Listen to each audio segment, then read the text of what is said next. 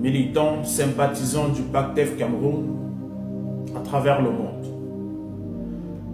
Depuis quelque temps, nous subissons des attaques les unes plus violentes que les autres.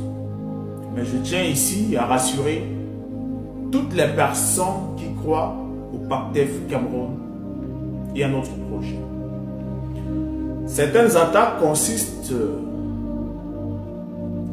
s'appuient sur le fait que je suis en exil et ces gens prennent pour prétexte que si nous servons réellement le Cameroun, nous devons être au Cameroun,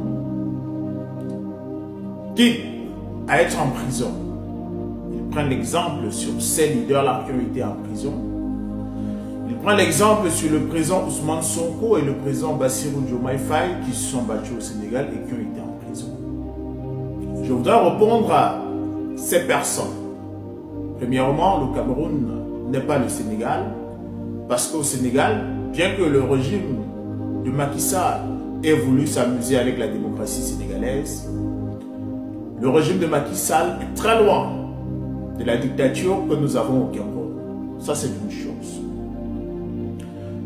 Deuxièmement, plusieurs leaders ont été en exil. Je ne suis pas le premier et je ne serai pas le dernier leader politique à avoir été en exil. Être en exil ne nous empêche pas de servir notre pays et notre peuple. Et être en exil ne nous empêche pas d'arriver au pouvoir. Il faudrait que cela soit clair. Nous allons prendre quelques exemples. Le général de Gaulle a été en exil. D'ailleurs, toute la lutte du général de Gaulle s'est faite en exil. Le général de Gaulle arrive sur Paris après la libération de Paris de l'Allemagne nazie par les Russes, les Américains. Et le général de Gaulle vient prendre le pouvoir après le renversement du gouvernement de Vichy. Ça, c'est un. Je ne parlerai pas de Saddam Hussein, qui a été en exil en Égypte et qui quitte de l'Égypte pour retourner en Irak pour prendre le pouvoir. Revenons en Afrique. Lumumba a été en exil.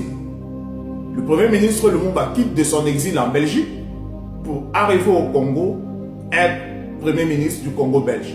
Pendant qu'il était en exil, ses partisans et les Congolais se battaient parce le premier ministre Lumumba avait une idéologie, libérer le Congo de l'oppression, et les Congolais se sont reconnus dans les idées de M. Lumumba.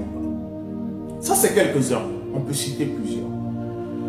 La deuxième attaque consiste sur le background des personnes qui sont sur la scène politique.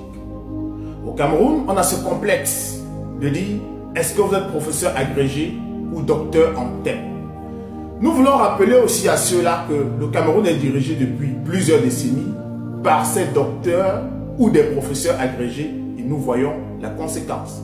Faudrait-il rappeler à ceux-là que le premier président du Cameroun, Amadou Ahidjo, qui a laissé le Cameroun au rang intermédiaire, n'avait qu'un CPE en poche.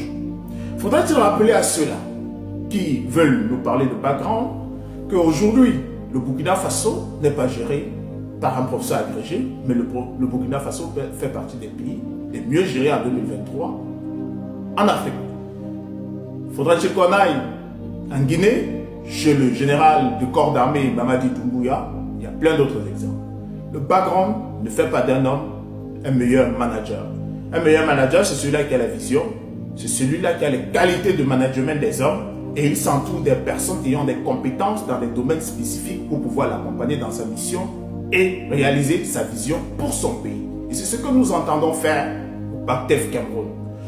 Donc, nous voudrons rassurer tous nos militants et sympathisants de ne pas se laisser distraire.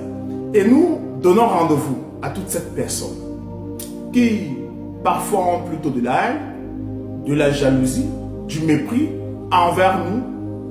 Nous leur donnons rendez-vous dans un proche futur. Ils comprendront que les chemins de Dieu sont insondables. Très chers camarades, militants, sympathisants du PACTEF Cameroun, je lis avec beaucoup d'attention les multiples messages que vous nous envoyez et votre souhait de voir le PACTEF Cameroun au sommet de l'État dans notre pays. À ces Africains qui ont le même désir, le même rêve de voir une alternance au sommet de l'État du Cameroun, je voudrais déjà vous remercier pour les multiples vœux que vous adressez à l'endroit de ma personne et de notre projet PACTEF Cameroun. Mais je voudrais rappeler en toute humilité que le PACTEF Cameroun est un projet pour le peuple camerounais, pour sortir le peuple camerounais de la pauvreté, surtout pour mettre un terme à l'injustice et aux inégalités sociales. Il est vrai que pour cela, il sera important que nous puissions conquérir le pouvoir, la magistrature suprême. Mais cela n'est nullement notre priorité. La priorité du PACTEF Cameroun, c'est de sensibiliser les peuples camerounais. C'est d'amener la société camerounaise et particulièrement la jeunesse camerounaise à prendre conscience des enjeux et de s'imprégner de la chose politique. Parce qu'il en va du devenir de cette jeunesse et de toute notre nation.